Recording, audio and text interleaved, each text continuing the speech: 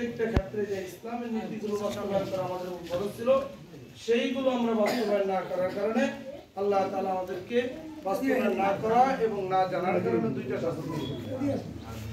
দুইটা শাস্তি আল্লাহ তাআলা আমাদেরকে দিবেন। তাহলে এই কারণে আমরা ইলমে শিক্ষা করার প্রতি আগ্রহ সৃষ্টি আমরা নিজেরা, যেহেতু একটা বয়স একটা পর্যায়ে চলে গেছি, আমাদের এই বয়সের শিক্ষা প্রতিষ্ঠান খুব কম। আমাদের লেভেলের উপস্থিত যারা আছেন এদের লেভেলের শিক্ষা গ্রহণ করার মতো প্রতিষ্ঠান খুব কম।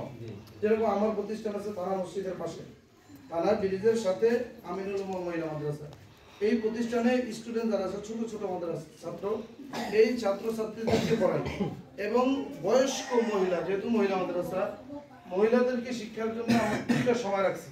সেটা হলো সকাল 7টা থেকে 8টা, আবার আসর পর থেকে মাগরিবের আগ পর্যন্ত।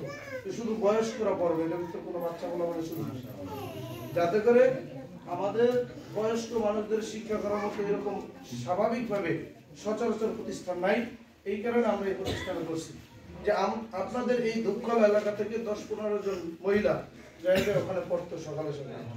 অনেকেই কোরআন শরীফ খতম দিয়ে আসছে, অনেকে হয়তো তার কারণে কোরআন শরীফ অর্ধেক পড়ছে, এরকম পড়া চলে আসছে।